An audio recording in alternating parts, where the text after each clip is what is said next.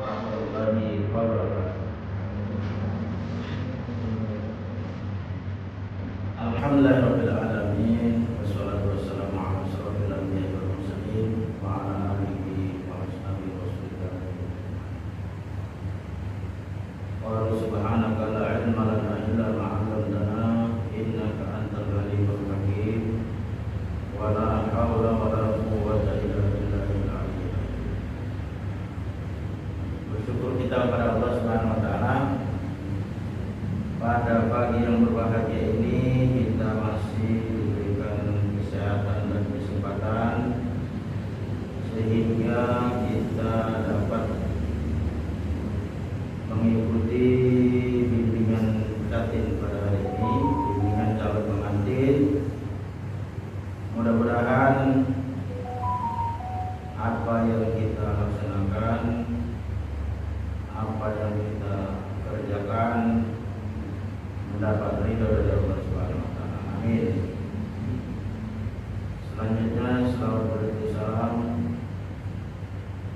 buat junjungan baginda Rasulullah sallallahu alaihi wasallam. Semoga kita yang selalu mengucapkan selawat dan salam kepada beliau nanti di hari kemudian kelak mendapatkan syafaatnya. Amin. Ya rabbal alamin. Pada hari ini kita akan mengikuti bimbingan Katin. Sebelum saya sampaikan kembali bahwa bimbingan kita hari ini setiap hari Selasa ada dua, satu dari segi agama yang menjelaskan tentang nasihat perkawinan dari dulu. Kalau nanti di dinas kesehatan menjelaskan dari segi kesehatan calon pengantin, ya, layak atau tidak, apakah yang perlu diketahui tentang kesehatan sebelum perkawinan atau ketika melaksanakan perkawinan. Untuk itu materi itu sebetulnya setiap hari Selasa kalau saya ngisi berganti, ya kan? Berganti. Sudah sampai tentang kemarin yaitu faktor penyebab perceraian. Awalnya itu bertahap, mulai dari keluarga sakinah, mawaddah warahmah, kemudian tahapan klasifikasi yang sakinah itu ada penggolongannya, kita golongannya beberapa, baru psikologi perkawinan, baru subnya tentang penyebab faktor perceraian. Sampai situ. Nah, hari ini materi kita yaitu kelanjutannya tentang hindari hal-hal yang menyebabkan perceraian. Nanti terakhir kita ulas balik sakinah mawaddah. Tapi hari ini kita lanjutkan materi yang lalu yaitu tentang hindari penyebab perceraian. Supaya apa? Supaya kita mengetahui dan antisipasi. Rupanya yang kita lihat, yang kita perhatikan hari ini ketika orang ke pengadilan kok bisa ramai. Hari ini yang menikah 10, tapi yang cerai 20 ya. Kenapa? Kita heran juga, ya kan? Jangan sampai kita seperti itu juga. Habis nikah sebulan berikutnya kita mau pengadilan. Nah, kalau bisa jangan, ya kan? Kita harus kuatkan pernikahan itu, perkawinan itu, paling tidak yang pokok itu tahap targetnya 10 tahun ke atas, ya kan? Paling mudah dewasa itu kuat, ya kan? Tapi kalau masih 10 tahun ke bawah, 5 tahun ke bawah, 2 bulan ke bawah, 1 bulan ke bawah, bahkan ada yang seminggu ke bawah, itu lebih repot lagi. Harus seminggu sudah pesta bora misalnya kan, tahu-tahu besok suara apa ini bising betul, rupanya bertengkar, ya kan? Jadi apa? Hindari 4 hal. Hindari penyebab perceraian. Berarti dia nggak sakinah mawaddah warahmah, ya kan? Yang pertama, penyebab terjadinya perceraian itu pertama adalah perselisihan dan pertengkaran. Perselisihan dan pertengkaran. Ini hindari. Jadi kita hari ini belajar itu supaya kita juga tahu rupanya yang menyebabkan perceraian orang itu rupanya ini ya. Sehingga kita antisipasi jangan sampai perselisihan dan pertengkaran itu yang awalnya sebenarnya kecil, sepele aja. Misalnya nanti tidak menikah, istri, mas aku mau beli ini, apa itu, cincin. Nah, suami nggak setuju karena mungkin baru menikah, uang belum banyak, kan gitu. Tahu-tahu istri karena permintaannya nggak dituruti, marah-marah, ada hasil bertengkar. Di situ awal bisa penyebab perceraian. Jadi hindari hal-hal pertengkaran itu, perselisihan itu hindari. Ini yang pertama. Supaya apa? Supaya kita aman dalam menikah. Aman itu artinya adalah sakinah. Jadi arti sakinah itu ketika kita menikah aman. Kalau tidak aman berarti tak sakinah. Ya, itulah arti sakinah.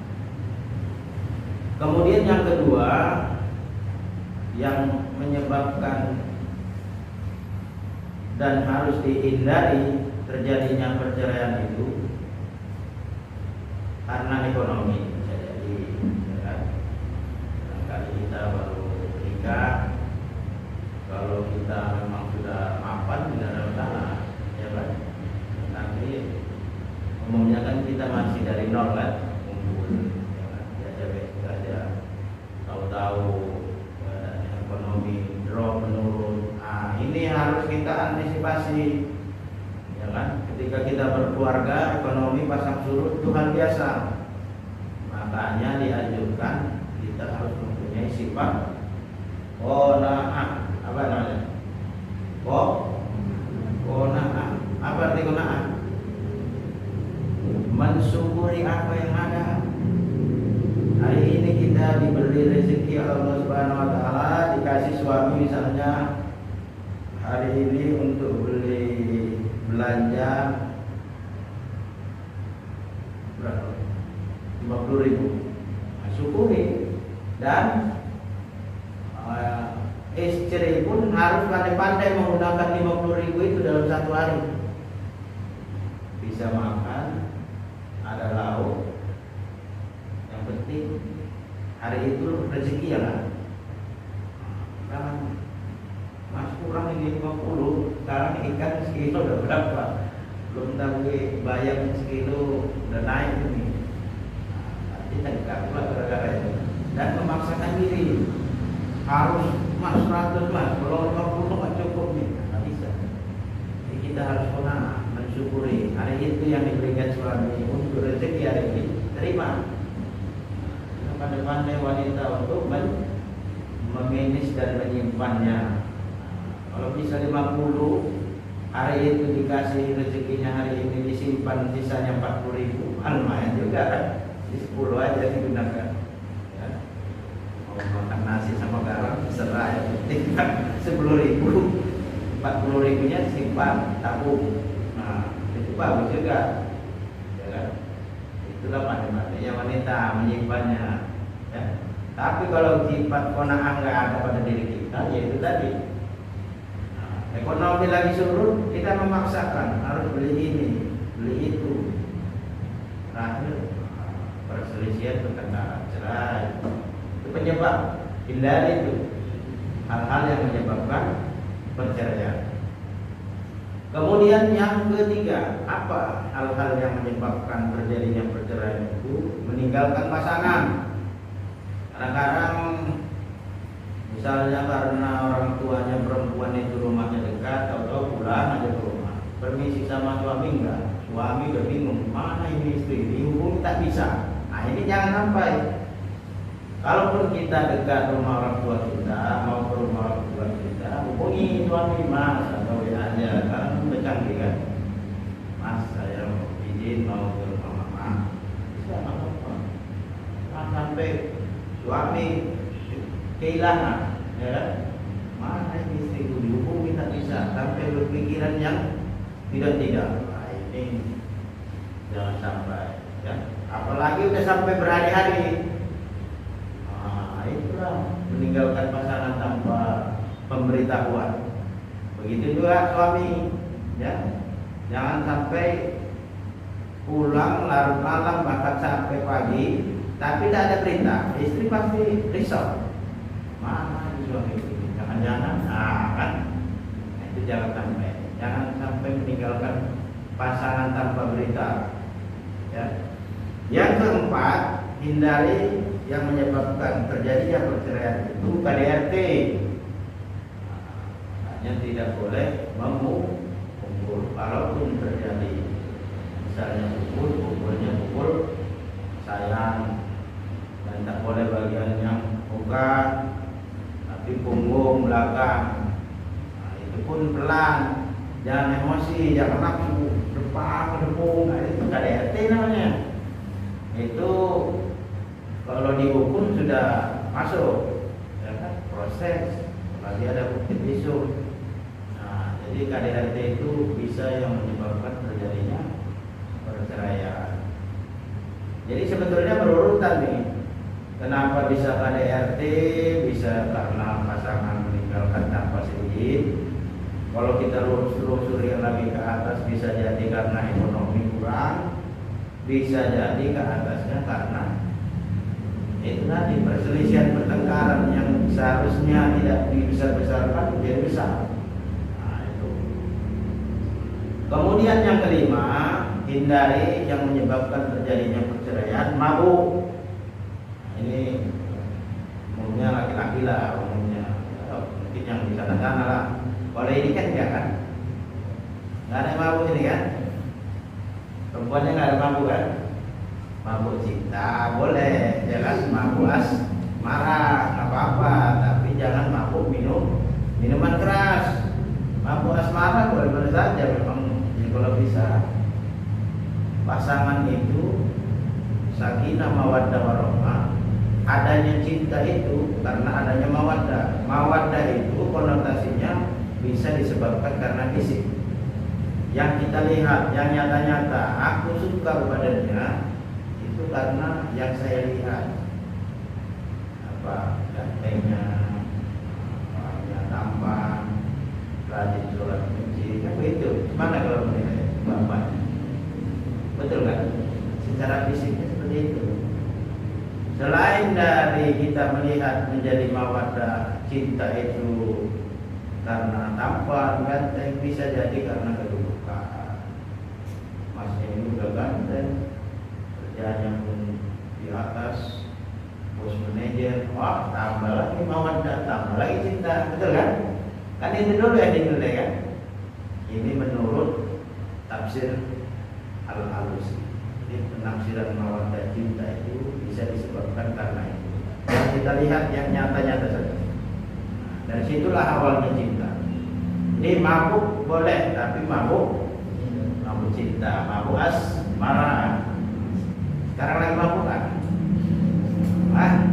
Enggak. Mabuk boleh, tapi mabuk mabuk cinta. Ya.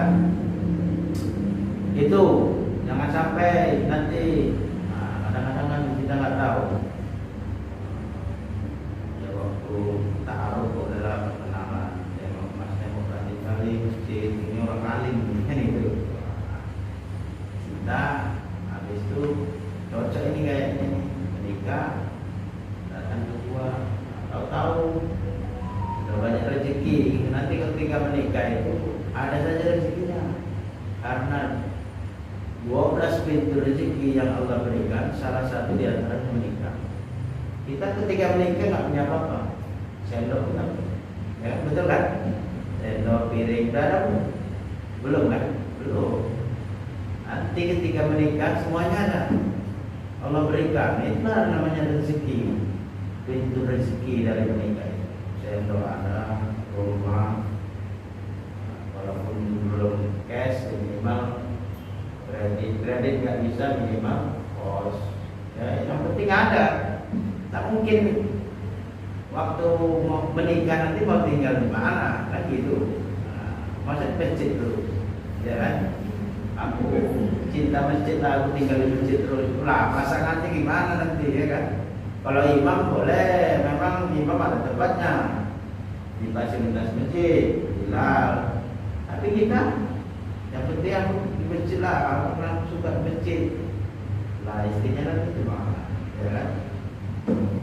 Itu yang keberapa? 5. Jadi ini hindari ini. Dan sekarang kita sudah mengetahui ilmunya.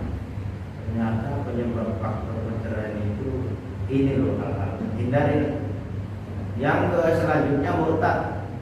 Kalau misalnya kita dari agama Islam, dari Islam ke agama lain, itu namanya murtad. Kalau kita komitmen dengan agama kita dan dia pindah agama, otomatis dia berarti tidak mau hidup dengan kita, karena kita agama Islam, dia non Muslim. Tentu di dalam ajaran kita tidak ada pernikahan beda agama, tidak ada. Jadi ada hasil murtad. Kalau murtad itulah penyebab perceraian. Ya, kan memang nggak ada kan? Atau ada yang menikah beda agama yang Bang tahu ada? Ada kan? Sekarang sudah ada peraturan itu, memang nggak ada.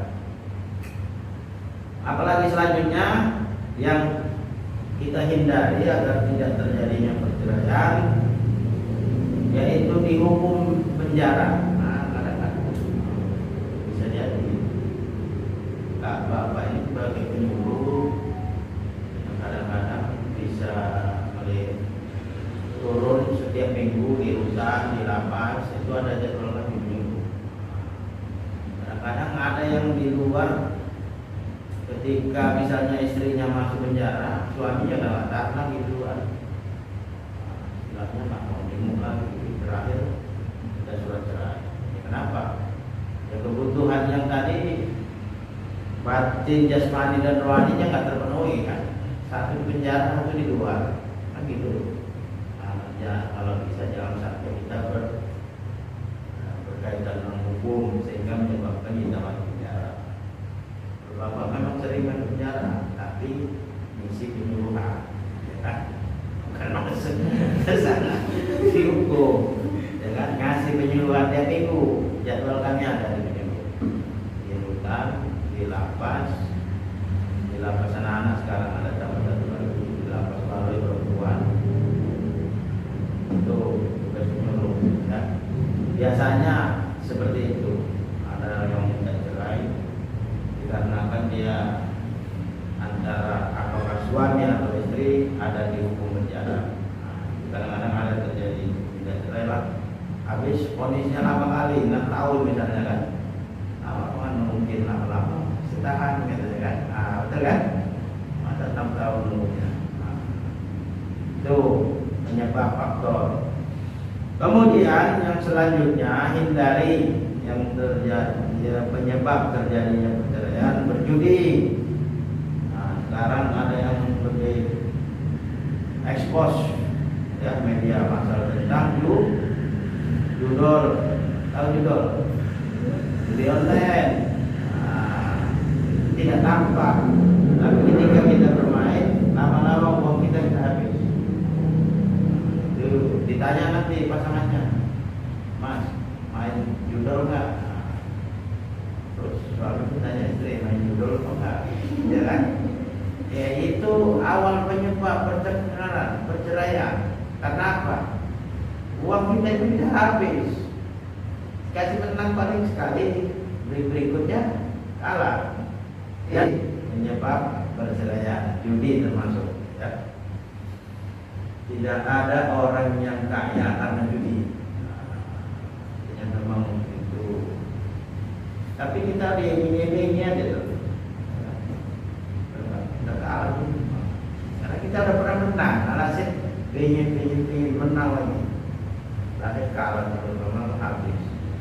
uang simpanan habis, gaji habis, terakhir tengkar sama istri. Kemudian yang selanjutnya, hindari yang menyebabkan terjadinya perceraian adalah poligami.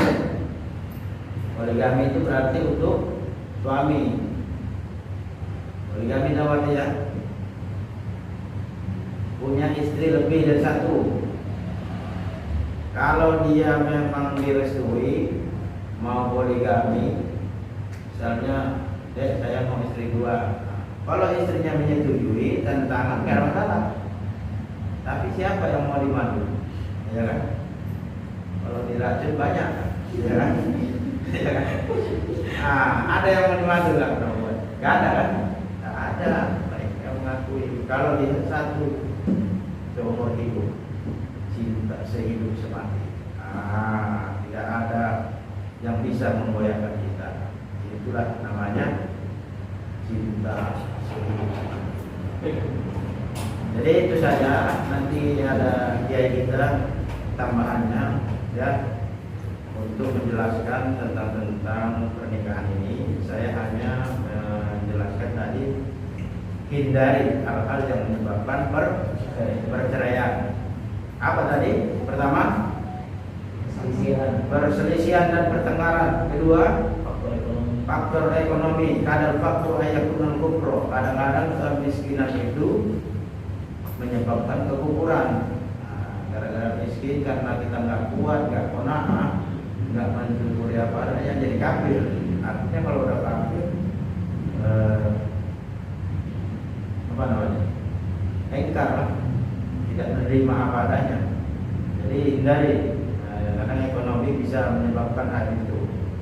Nanti akan disampaikan kiai bagaimana ahli ekonomi juga, ya kan? Punya pesantren besar ya, sudah sukses. Kemudian meninggalkan pasangan tanpa berita, jangan sampai itu penyebab terjadinya perceraian. Kemudian yang keempat, KDRT, jangan sampai karena perselisihan menyebabkan kita suami istri pukul-pukulan apa itu tidak boleh. Ya. Kemudian apa lagi? Mabuk, jangan sampai. Selanjutnya murtad. Kemudian dihukum penjara. Itu. Kemudian judi. Kemudian poligami. Yang 5 lagi ya yang menyebabkan terjadinya perceraian selain tadi yaitu zina. Zina ya, jangan sampai ya, bukan berarti bukan sama pasangan kan. Kemudian madat, tahu madat tak? Candu. Itu hindari juga, semacam narkoba ya. Itu bisa menyebabkan terjadinya perceraian. Hindari hal-hal yang seperti ini. 3 lagi yaitu kawin paksa. Itu kalau awalnya kita misalnya ada di sini yang disuruh kawin paksa, nggak ada kan? Berarti udah sama-sama mencari pasangan masing-masing kan? Tapi artinya nggak dipaksa sama orang tua kan? Ya kalau dikawin paksa, yang kita lihat di film-film itu sinetron bisa jadi karena kita yang penting kamu harus nikah sama ini. Karena dia nggak mau, terakhir ujungnya, itulah dulu dipaksa, padahal kalau udah ada lagi kan gitu. Itu bisa juga menyebabkan perceraian. Terakhir, cacat badan, ini juga bisa menyebabkan perceraian. Tapi kalau misalnya setelah menikah, kemudian dia tabrakan misalnya cacat, itu kalau dia cinta sehidup semati nggak ada masalah walaupun cacat kan itu. Tapi itu faktor-faktor saja. Ya karena misalnya dia setelah menikah kemudian cacat badan tersambung nafkah lahir batin, ya itu musyawarah keluarga bisa jadi ya. Tapi itulah faktor-faktor ya. Nanti dilanjutkan oleh Saryanto. Yang penting kita hindari dari sekarang ya. Kita sudah tahu gambaran.